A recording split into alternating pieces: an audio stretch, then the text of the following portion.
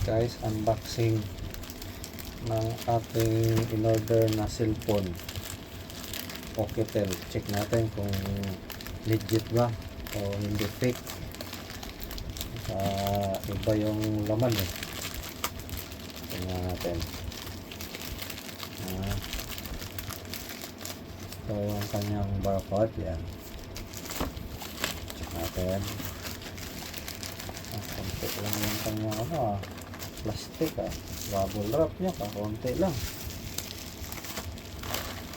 Ito na yung unit guys. Poketel. Buksan natin. Self naman.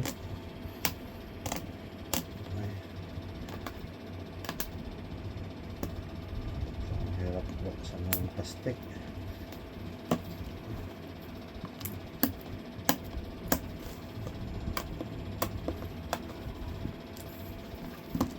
Tayong pang bukas guys. Ito yung gunting. Where's the gunting? Ito. Yan. Isa natin yung gunting.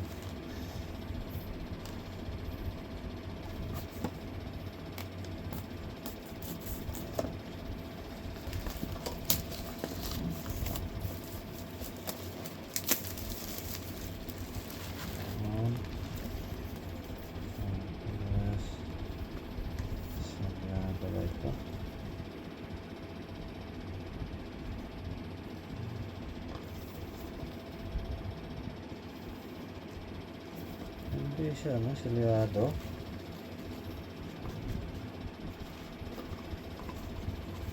Tsaka ito, check natin. Ito yung guys, karabing bigat. So WP 28. Ayan laki. Check pa natin yung iba. Manual. Ito yung kanyang manual.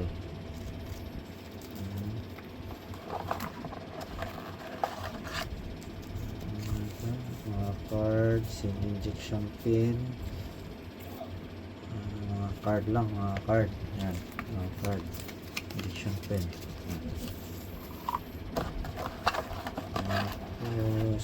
Charger type C. Ayos to guys kasi type C to type C.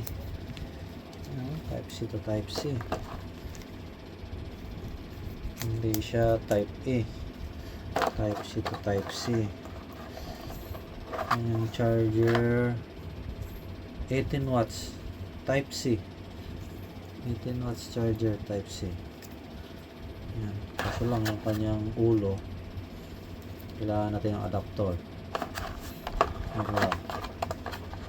Kailangan adapter sa kanyang ulo. Yan. Check natin yung unit guys. Balik muna natin kung okay ba. Tingnan lang natin kung mabubuhay. Tingnan natin muna.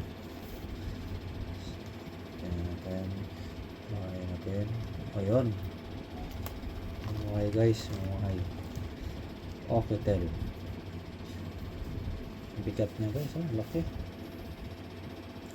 Para pa sa pambata. Kasi yung anak ko, grabe.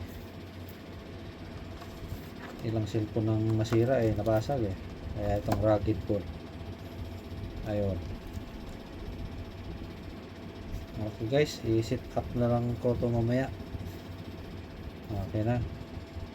Legit siya. Meron. Ayan. Hindi siya bato o bakal yung laman.